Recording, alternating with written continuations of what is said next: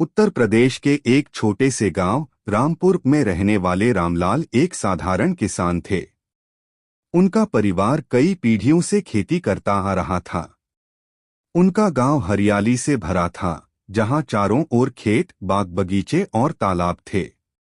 रामलाल के पास 5 एकड़ जमीन थी, जो उनके पूर्वजों से मिली थी। उनकी पत्नी गंगा और 2 बच्चे मनीष और सीमा भी उनके साथ रहते थे। रामलाल दिन रात अपनी खेती में लगे रहते। वे सूरज उगने से पहले खेतों में पहुंच जाते और शाम ढलने तक मेहनत करते।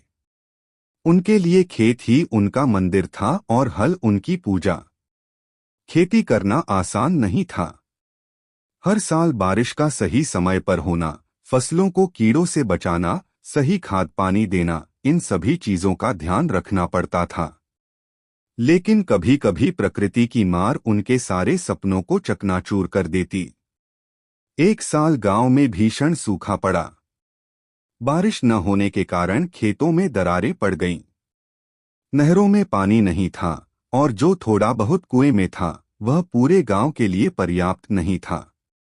रामलाल ने बहुत कोशिश की, लेकिन उनकी फसल बर्बाद हो गई। उन्हें अपनी बेटी सीमा की पढ़ाई के लिए पैसे चाहिए थे, लेकिन फसल खराब होने से आमदनी नहीं हुई। मजबूरी में उन्होंने गांव के एक साहूकार भोलानाथ से कर्ज लिया। साहूकार ने ऊंची ब्याज दर पर पैसा दिया, लेकिन रामलाल के पास कोई और चारा नहीं था। रामलाल की पत्नी गंगा बहुत समझदार थी। उन्होंने सुझाव दिया कि वे पारंपरिक खेती के साथ साथ कुछ नया करने की कोशिश करें। गांव के पास ही एक कृषि केंद्र था, जहां सरकार नए खेती के तरीकों के बारे में जानकारी देती थी। रामलाल वहां गए और जैविक खेती, ऑर्गेनिक फार्मिंग के बारे में सीखा। उन्होंने अपने खेत में मिश्रित खेती शुरू की, जिसमें वे गेहूं के साथ दालें और सब्जियां उगाने लगे। साथ ही उन्होंने अपनी एक जमीन के छोटे हिस्से में फूलों की खेती शुरू की, जिसे पास के शहर में अच्छे दामों पर बेचा जा सकता था। धीरे धीरे उनकी मेहनत रंग लाने लगी। इस बार मानसून भी अच्छा रहा और उनकी फसल बहुत अच्छी हुई। उन्होंने अपने उत्पादों को शहर की मंडी में अच्छे दामों में बेचा।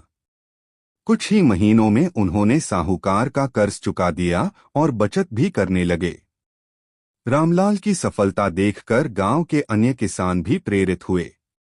वीडियो पसंद आए तो लाइक और सब्सक्राइब करें और बेल आइकन दबाना ना भूलें।